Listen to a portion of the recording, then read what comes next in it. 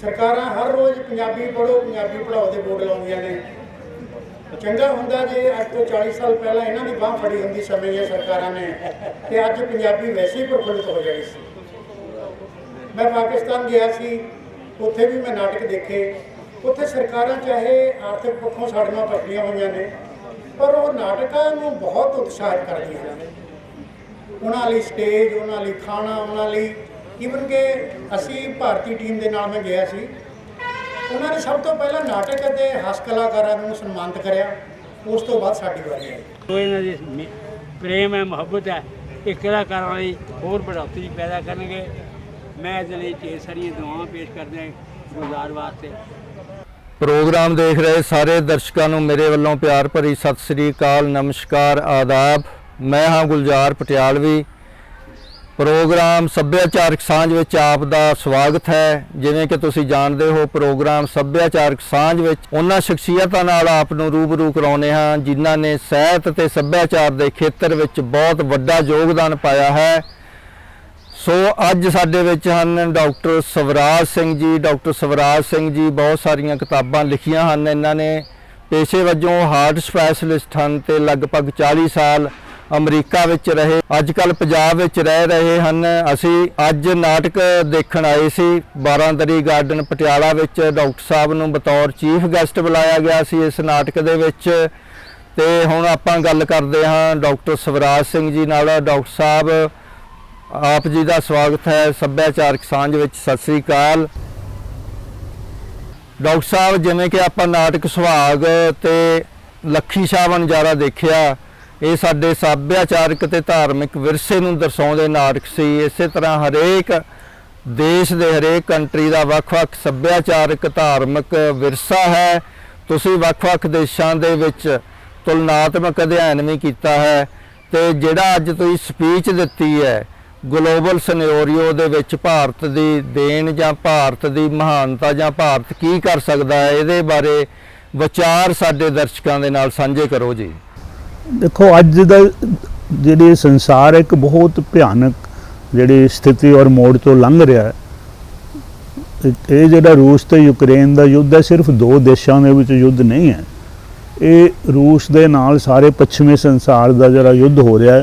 ये 31 देश जोड़े ने वो मिल के रूस नाल लड़ रहे हैं। तो एक चीज़ जी रूस ने स्पष्ट की है कि साडी भी होने का सवाल है तो उन्होंने भी होने का सवाल है। तो वो कहते जे असी ये लड़ाई ना जिते जस असी हारदे नज़र आए तो असी फिर परमाणु जो हथियार वरतांगे। तो परमाणु जेडे सब नूं पता है कि परमाणु जिथों तक परमाणु हथियारों की गल है कि रूस को दुनिया का सब तो वड्डा जखीरा भी है परमाणु हथियारों का, और सारियां तो जेडे उहदे उच्च पद्धर के परमाणु हथियार ने। एक मतलब ये गल दी जिहड़ी हर तरह पुष्टि हो सकती है किसी अंकड़े लैके किसी भी स्टडी तो आपां। तो तुसीं देखो ना कि हिरोशिमा नागासाकी जेडे दो शहर जेडे तबाह होए सी सैकेंड वर्ल्ड वार दे विच, ते अज जेड़ा रूस कोल कई हज़ारां लखां गुणा ज़्यादा परमाणु शक्ति है, जेडे शक्तिशाली बंब ने जेडे उहदा। तो किन्नी कुछ तबाही हो सकती है। तो ये एक चिंता का विषय हैगा।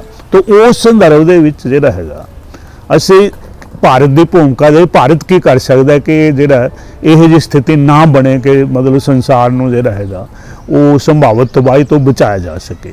देखो भारत जिहड़ा हैगा ये रूहानियत दे जिहड़ा रूहानी जिहड़ा ज्ञान है उहदी जन्म भूमि है, और जिहड़ी जो पर स्पिरिचुअल नॉलेज कह दिए तो उहदा जिहड़ी सिखर हैगी है वो श्री गुरु ग्रंथ साहिब दे विच है।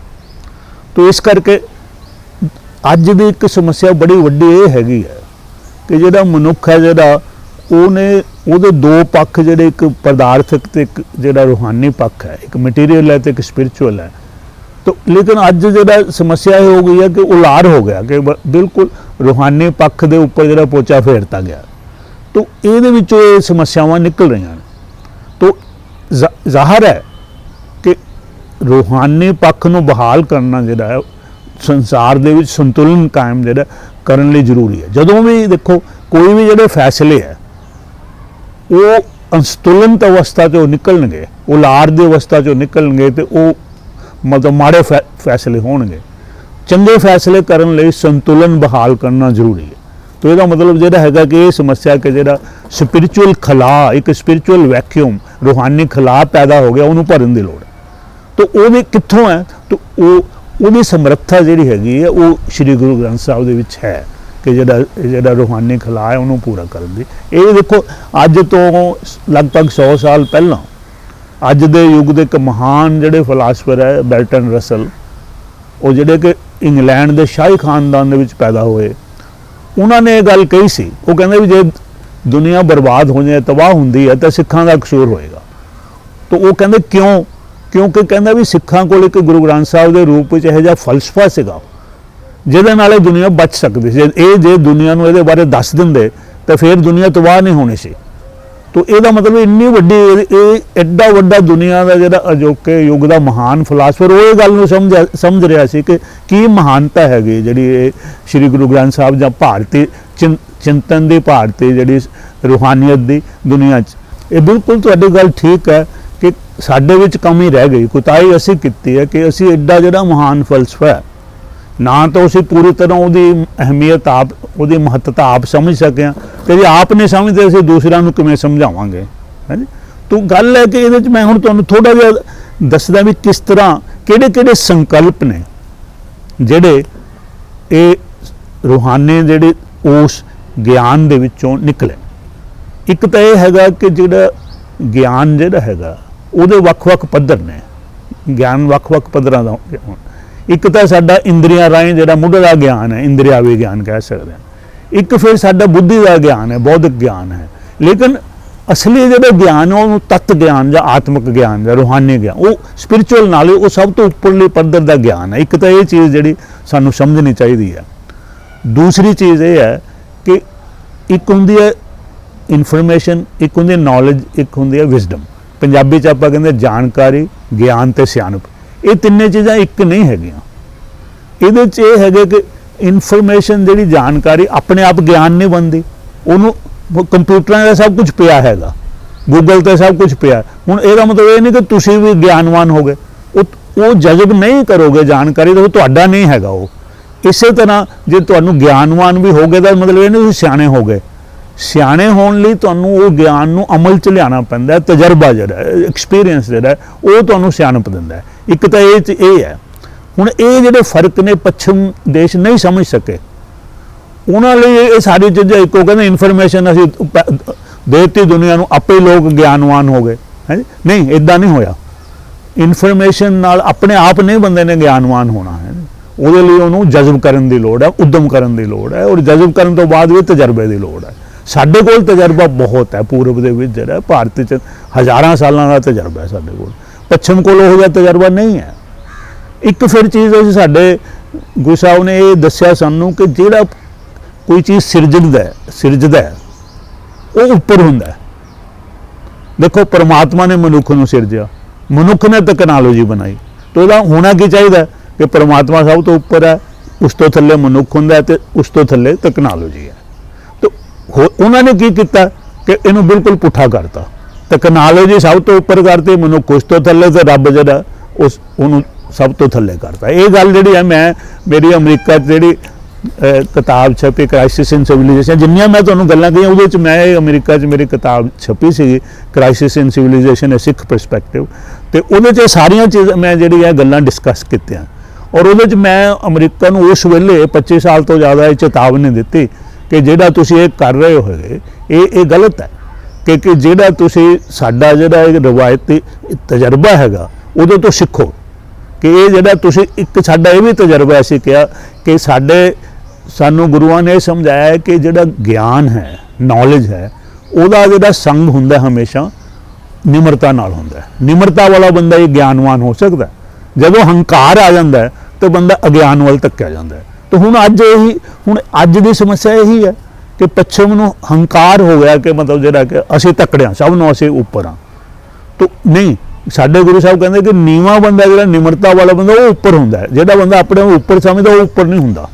ਤਾਂ ਇਹ ਹੁਣ ਦੇਖੋ ਤੁਸੀਂ ਸੱਚਾਈ ਉਹਨਾਂ ਨੂੰ ਸਮਝ ਨਹੀਂ ਆ ਰਹੀ ਕਿਉਂਕਿ ਅਗਿਆਨ ਦੇ ਵਿੱਚ ਚਲੇ ਗਏ, ਕਿਉਂਕਿ ਹੰਕਾਰ ਨੇ। ਉਹ ਕਹਿੰਦੇ ਸਾਡੇ ਵਰਗਾ ਕੋਈ ਹੈ ਨਹੀਂ, ਤਕੜਾ ਨਹੀਂ। ਲੇਕਿਨ ਸੱਚਾਈ ਅੱਜ ਦੀ ਦੁਨੀਆ ਦੀ ਇਹ ਹੈ ਕਿ ਜੇ ਰੂਸ ਤੇ ਚੀਨ ਇਕੱਠੇ ਹੋ ਜਾਂਦੇ ਆ ਤਾਂ ਸਭ ਤੋਂ ਤਕੜੇ ਆ। ਕਿਉਂ? क्योंकि रूस कोल सब तो वधिया हथियार है, सब तो मतलब जो फौजी ताकत दे विच रूस का कोई मुकाबला नहीं। ये गल मैं तथ्यां ते आधारित गल कह रहा है।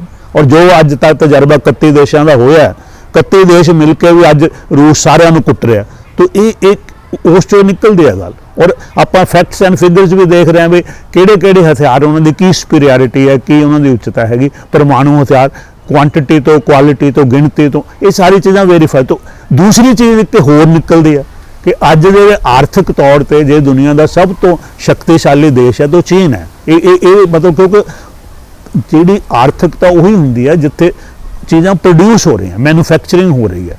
तो चीन जिहड़ा है वो दुनिया का मैन्युफैक्चरिंग हब बन चुका है, उत्पादन का केंद्र बन चुका है। तो जाहिर है कि वो तकड़े हुण आपां कहे हैं GDP कितनी है जी, पर कैपिटा इनकम है, नहीं, आखिरी जिहड़ी चीज़ की हुंदी है वो हुंदी है परचेजिंग पावर पैरिटी, तुलनात्मक खरीद शक्ति। ये नहीं है कि तुहाडा किन्ने जी डॉलरां दे किन्ने पैसे है, सवाल तो है कि वो तुहाडा की तुहाडी खरीद शक्ति की है, कि खरीद शक्ति तो तुहाडे जिहड़े जीवन का जिहड़ा पद्धर निर्भर करता हैगा। तो ये इस करके खरीद शक्ति उत्थे ही ज़्यादा हुंदी है जिथे कुछ पैदा हो रहा है, जिहदा कोई बना रहा है। हुण पश्चिमी देश तो हुण प्रोडक्शन तो सारी चीन वाल हो रही है। हुण उदाहरण के तौर पर मैं दसदा कि जे तुसीं पिछले 200 सालों का इतिहास लो तो जिहड़ा देश सब तो ज़्यादा स्टील बनाता फौलाद बनाता रहा उही दुनिया का सब तो शक्तिशाली देश रहा। हुण इंग्लैंड जिहड़ा सी मतलब जिहड़ा 19वीं सदी दे विच सब तो ज़्यादा फौलाद बनाता सी स्टील, जिन्नी सारी दुनिया मिल के फौलाद बनाती उस तो ज़्यादा कल्ला इंग्लैंड बना रहा सी। तो की होया कि दुनिया तो सारी तो उन्हों का राज सी, कहते इंग्लैंड के जिहड़ा राज च सूरज नहीं डुबदा है। उस तो बाद अमरीका ने मतलब सैकेंड वर्ल्ड वार सारिਆਂ तो ज़्यादा फौलाद बनानी शुरू करती, फिर अमरीका का बोलबाला हो गया। लेकिन अज की स्थिति हैगी कि चीन अमरीका नालों 5 गुना नालों ज़्यादा फौलाद बनाता है। तो जाहिर है कि जो आप देखिए तो फिर भी वो मतलब वही देश जिहड़ा शक्तिशाली बनता है जिहड़ा प्रोड्यूस कर रहा है। तो हुण गल ये हैगी कि ये तो जे दोनों मुल्क इकट्ठे ने तो उन्होंने कोई किसी को ताकत नहीं है उन्होंने हरान दी, ये सच्चाई है। हुण ये क्यों नहीं पश्चिम में समझ आ रही गल, क्योंकि हंकार च विचर रहे, हंकार दे विच अज्ञान होना हैगा।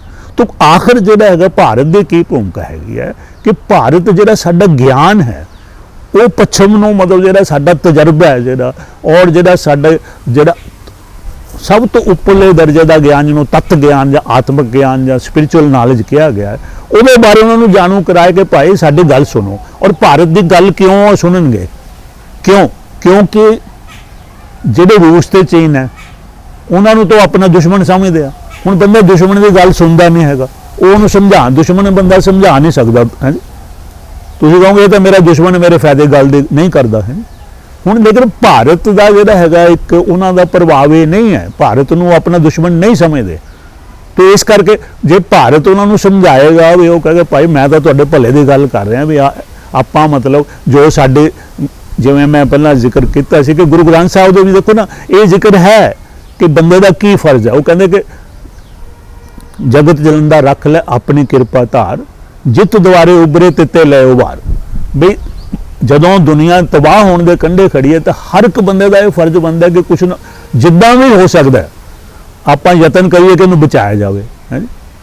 तो ये है कि असीं कहने कि देखो तुसीं मैं हुण गल कर रहे हैं, असीं कहते एड्डी वड्डी दुनिया साडी गल कौन सुनेगा, नहीं गल ये नहीं हुंदी। आखिर जिहड़ा हैगा एक बूंद बूंद बूंद जिहड़ी है ਉਹਦੇ ਨਾਲ बन के मिल के तो समुंदर बनता है। दूसरी गल ये हुंदी है कि बंदे का ये नहीं कहना चाहिए कि असीं छोटे हैं या वड्डे हैं, गल तो सही तो गलत दी है। हुण जे वो आप सुनी है कई बार कहानी भी अग लगी हुई है जंगल तो चिड़ी जिहड़ी हैगी एक अपने चुंझ च एक तुबका पानी का लैके उधर सुट रही है तो लोग कहते ये अग थोड़ी गुजरनी है। तो उन्हें ये गल कही चिड़ी ने भी भाई मेरा घट्टो घट्ट मैं अग बुझाउण वालियां च अग लाण वालियां च नहीं। तो ये चीज़ां ने कि अभी कभी नहीं कहना चाहिए कि बंदे नूं जिहड़ी मनुखी चेतना हैगी है वो सब तो उत्तम चीज़ है। और आपां चेतना जगानी है, लोगों के विच अवेयरनैस लियानी है कि भाई ये जिहड़ा क्यों अज दुनिया जिहड़ी कित्थे खड़ी है क्यों खड़ी है उसदा हल की हो सकता है और असीं की कर सकते हैं। तो असीं जे बंदा कहे मैं की कर सकदा, नहीं असीं कर सकते हैं। आही ज़्यादा समस्या क्यों नहीं असीं दस सकते, जिवें तुसीं कहा भी असीं नहीं दस सके भी गुरु ग्रंथ साहिब का फलसफा की है। ਜਿਹੜਾ ਹੈਗਾ ਤੇ ਉਹ ਆਪਾਂ ਉਹਦੇ ਬਾਰੇ ਲੋਕਾਂ ਨੂੰ ਦੱਸਿਆ ਭਾਈ। ਇਹ ਜਿੱਦਾਂ ਮੈਂ ਤੁਹਾਨੂੰ ਜ਼ਿਕਰ ਕੀਤਾ, ਬਰਟਨ ਰਸਲ ਜਿਹੜਾ ਉਹ ਦੁਨੀਆ ਦਾ ਸਭ ਤੋਂ ਵੱਡਾ ਫਿਲਾਸਫਰ ਹੈ, ਉਹਨੇ ਵੀ ਇਹੀ ਗੱਲ ਕਹੀ। ਇੱਕ ਬੰਦੇ ਨੇ ਹੋਰ ਜਿਹੜਾ ਅੱਜ ਦੇ ਯੁੱਗ ਦਾ ਸਭ ਤੋਂ ਵੱਡਾ ਇਤਿਹਾਸਕਾਰ ਹੈ ਜਿਹੜਾ, ਉਹਦਾ ਨਾਮ ਟੋਇਨਬੀ ਹੈ, ਉਹਨੇ ਵੀ ਇਹੀ ਗੱਲ ਕਹੀ ਕਿ ਜੇ ਦੁਨੀਆ ਬਚੇਗੀ ਤਾਂ ਗੁਰੂ ਗ੍ਰੰਥ ਸਾਹਿਬ ਦੇ ਫਲਸਫੇ ਨਾਲ ਹੀ ਬਚੇਗੀ।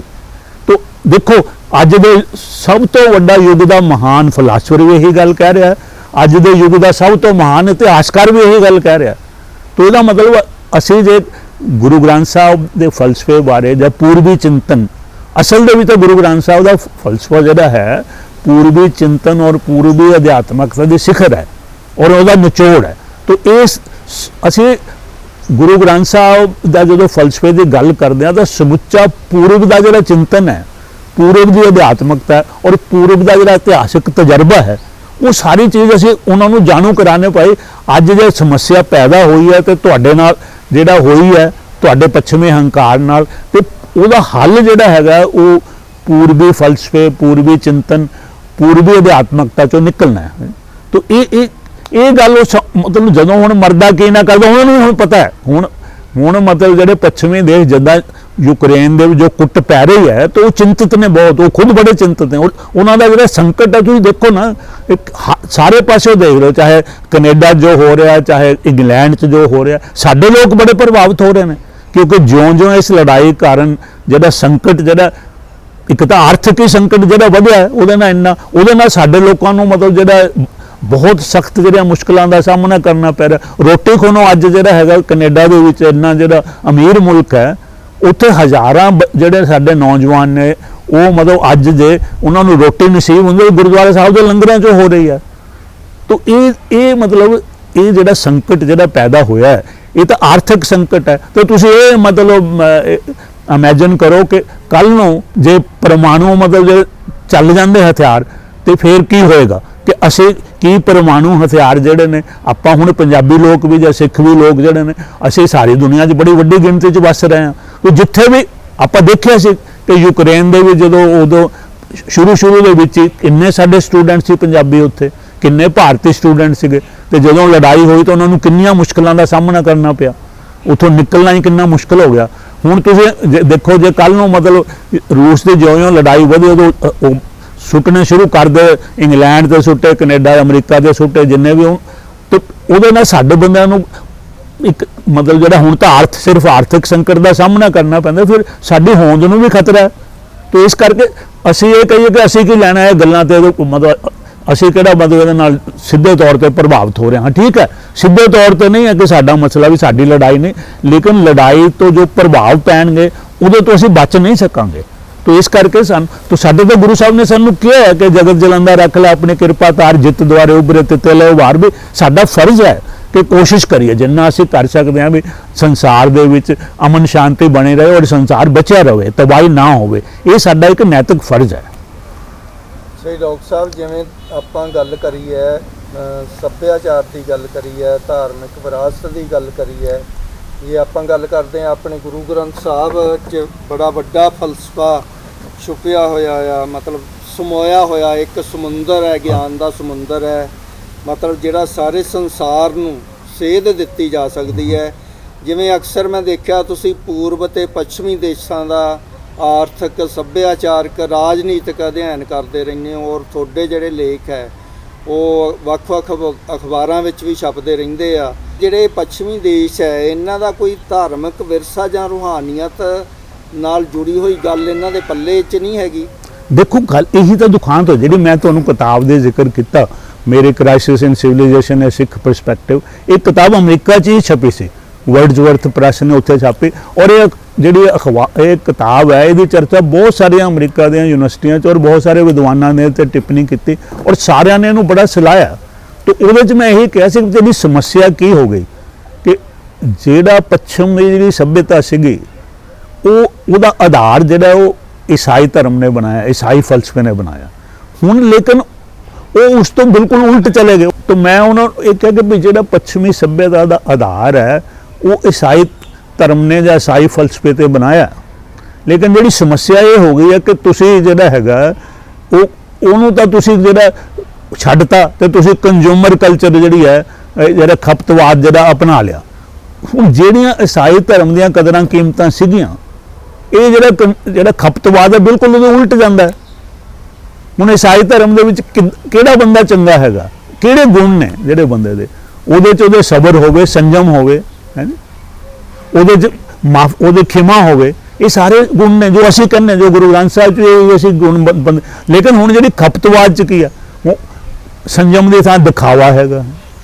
ਜੇ ਅਸੀਂ ਮਤਲਬ ਖਿਮਾ ਕਰਨ ਦੀ ਥਾਂ ਬਦਲਾ ਲਓ ਭਾਵਨਾ ਹੈਗੀ ਹੈ, ਤੋ ਸਮਰਪਣ ਦੀ ਥਾਂ ਤੇ ਅਸੀਂ ਨਿਜਵਾਦ ਹੈਗਾ, ਲਾਲਚ, ਲੋਭ ਆ ਗਿਆ ਹੈਗਾ। ਤੋ ਇਹ ਚੀਜ਼ਾਂ ਨੇ ਜਿਹੜੀਆਂ, ਮੈਂ ਕਿਹਾ ਇਹ ਤੁਹਾਡੀ ਸਮੱਸਿਆ ਹੈਗੀ ਕਿ ਤੁਸੀਂ ਆਪਣੇ ਆਧਾਰ ਤੇ ਹੀ ਉਲਟ ਚੱਲ ਰਹੇ ਹੋ, ਵੀ ਤੁਸੀਂ ਮਤਲਬ ਜਿਹੜਾ ਇਹ ਹੈ ਤੁਹਾਡੀ ਸਮੱਸਿਆ ਦਾ ਕਾਰਨ। ਹੁਣ ਅਸੀਂ ਜਿਹੜਾ ਜੋ ਈਸਾਈ ਧਰਮ ਨੇ ਜੋ ਇੱਕ ਦਿੱਤੀਆਂ ਨੇ ਕਦਰਾਂ ਕੀਮਤਾਂ, ਕਿ ਬੰਦੇ 'ਚ ਨਿਮਰਤਾ ਹੋਣੀ ਚਾਹੀਦੀ ਹੈ, ਬੰਦੇ 'ਚ ਦੂਸਰੇ ਬੰਦਿਆਂ ਨਾਲ ਸ਼ੇਅਰਿੰਗ, ਵੰਡ ਕੇ ਛਕਣਾ ਚਾਹੀਦਾ, ਜੇ ਤੁਸੀਂ ਲਾਓ ਤਾਂ ਅਸਲ ਦੇ ਵਿੱਚ ਅਸੀਂ ਵੀ ਜਿਹੜੀਆਂ ਗੱਲਾਂ ਉਹੀ ਨੇ, ਤੇ ਚੰਗੇ ਮਨੁੱਖ ਦੇ ਗੁਣ ਜਿਹੜੇ ਨੇ ਇਹ ਪੂਰਬ ਦੇ ਪੱਛਮ 'ਚ ਵੰਡੇ ਹੋਏ ਨਹੀਂ ਹੈਗੇ। ਆਮ ਸੱਭਿਆਚਾਰਕ ਸਾਂਝ ਵਿੱਚ ਆਏ, ਬਹੁਤ ਬਹੁਤ ਧੰਨਵਾਦ।